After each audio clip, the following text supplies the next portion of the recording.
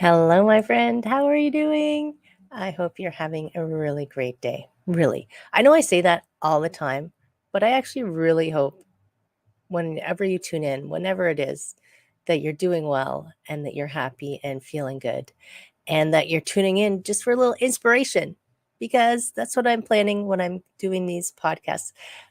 Planning, I say that loosely because I tend to, off the cuff, just come up with my idea of the week or a theme of the day or just something occurs to me. And that's happened again. Surprise, surprise. The ideas just keep coming in. By the way, if you don't know who this is Heather. This is the Back to Me podcast. And this today is Back to Me. Who the heck are you? Podcast. Um, the Who song, Who Are You plays in my head.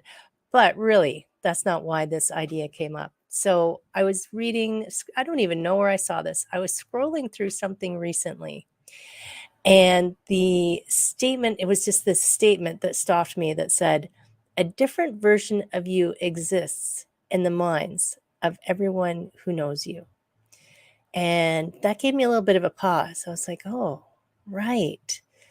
Right. So we have this idea of who we are. I mean, we all do.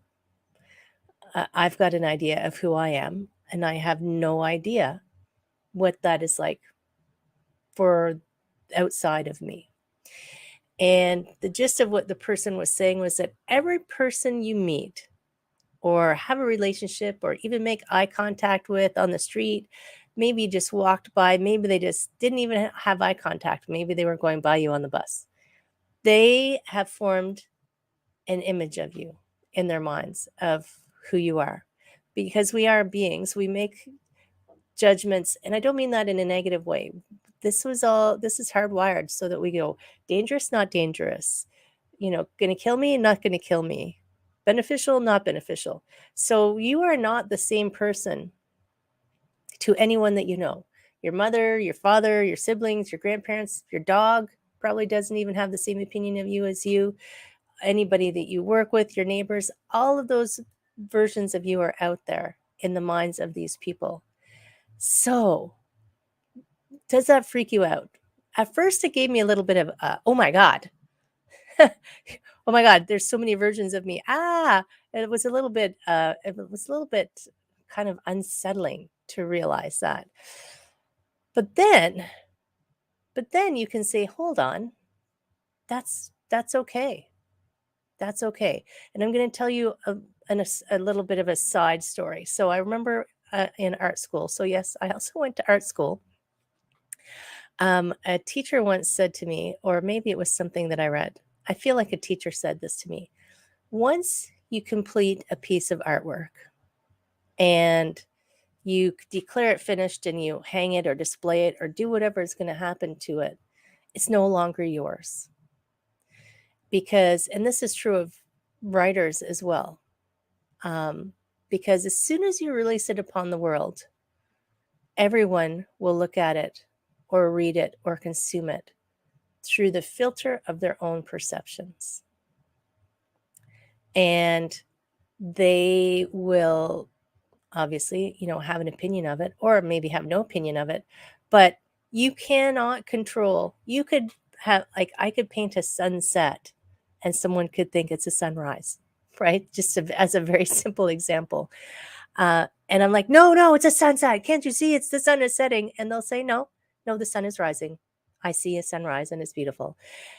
So you just got to let that go. The fact that whatever even these podcasts, I have no idea what people's impressions are of them.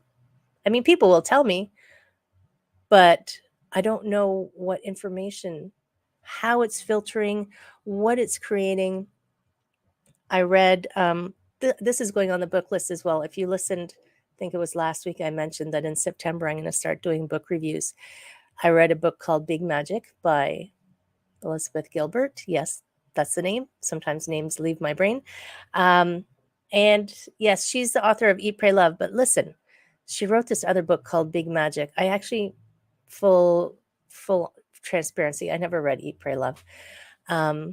I just felt like, okay, I can understand. I didn't need to read it. But I read Big Magic and it just blew my brains out. And she made a similar comment to this, that you don't know when you create something, when you go out into the world, what's going to happen, what the interpretation is going to be. And she said that she was doing a book signing and someone came up to her and said, I loved this part in this book where this happened, in your book where this happened, and it was exactly what happened to me and it was exactly what I needed to hear. And she said, that never happened in the book. She didn't, I don't think she told the woman that, but in her head, she was thinking, that didn't happen in the book.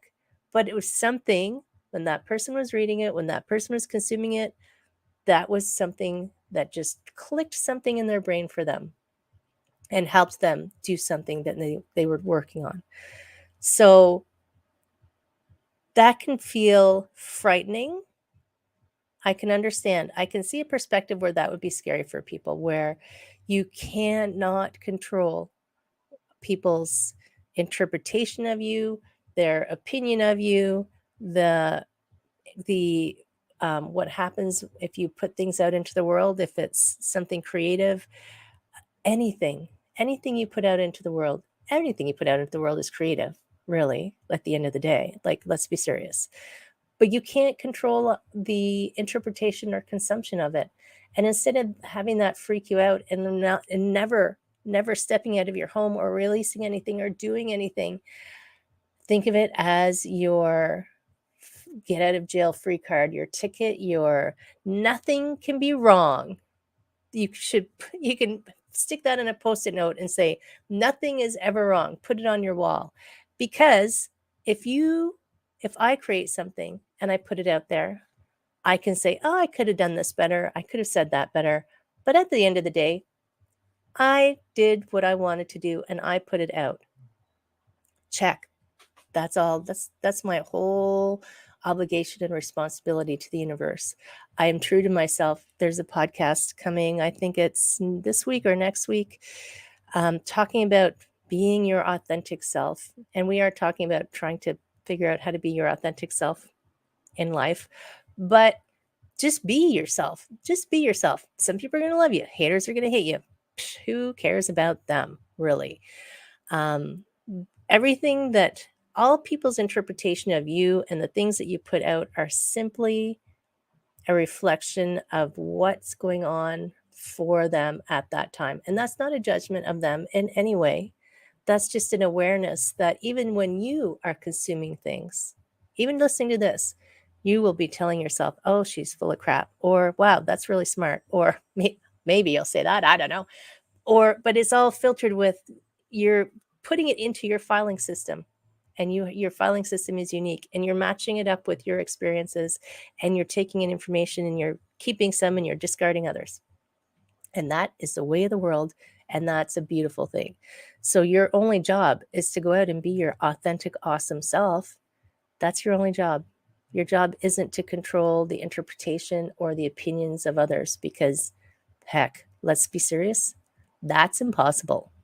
Completely impossible. I have a friend right now whose close friends and family are telling her some very negative things about something that she's doing. And I just asked her, is that how you feel about it? You don't have to take those opinions if they're poisonous to a relationship for you. You don't have to take those things. That's them with their opinion through their filters and their experiences.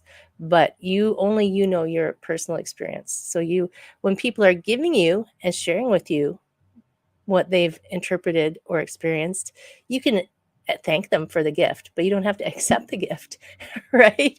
You can thank them. You can say, oh, thanks for that feedback information. This one doesn't fit, and take it back to the store, right?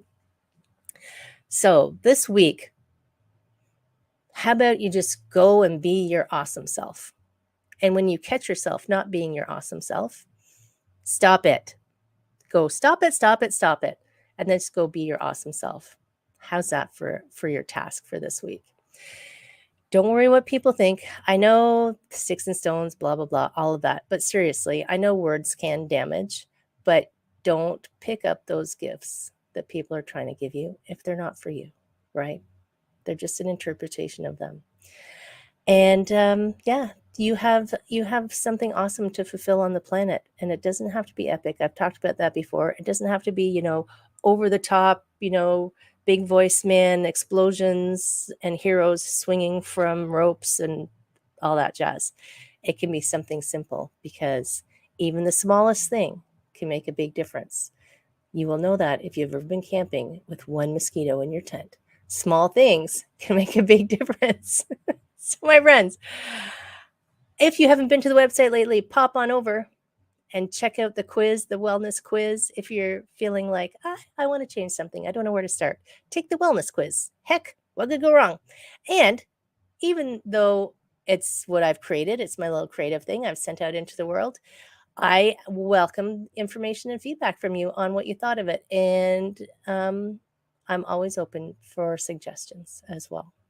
And if you want to have a conversation with me, of course, if you want to have a chat with me and say, Heather, you're full of crap, or Heather, I think you're awesome, or somewhere in between, click on the link somewhere in the show notes. You'll see a link. And yes, no obligation, just a chat. Would love to have a conversation with you. Keep taking care of yourselves. I hope you have an amazing day. Truly, truly, truly. And I will see you again